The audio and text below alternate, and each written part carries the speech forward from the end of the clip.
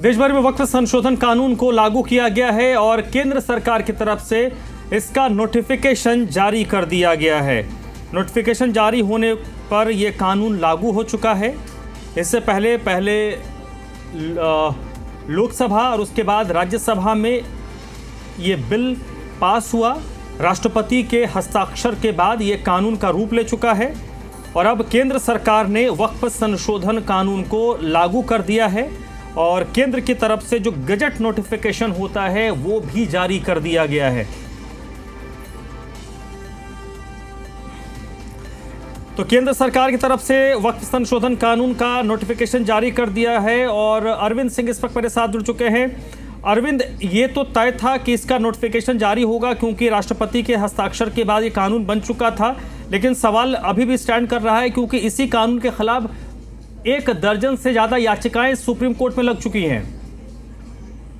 बिल्कुल, और जो नोटिफिकेशन है वो मानिटरी मिनिस्ट्री की तरफ से, अल्पसंख्यक मंत्रालय की तरफ से जारी कर दिया गया है और उसके मुताबिक आज से ये कानून लागू हो गया है। और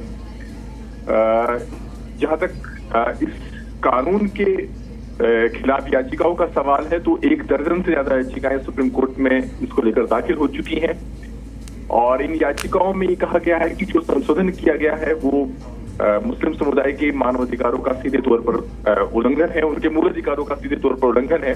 और याचिकाओं में इस संशोधन का जो कानून है उसको चुनौती देने के साथ साथ इसे रद्द करने की मांग की गई है और साथ ही ये कहा गया है कि जब तक कोर्ट इस नए कानून की वैधता पर कोई फैसला ले तब तक इस संशोधित कानून के अमल पर रोक लगनी चाहिए। वहीं दूसरी महत्वपूर्ण बात यह है कि इस मामले को लेकर के सरकार ने भी कैविएट दाखिल कर दिया है और सरकार की तरफ से कैविएट दाखिल कर कोर्ट से मांग की गई है कि जब तक इस मामले में कोर्ट सरकार का कोई पक्ष ना सुन ले, सरकार को नोटिस न जारी करे, तब तक बिना सरकार का पक्ष सुने हुए कोर्ट एक तरफा कोई आदेश पास ना करे।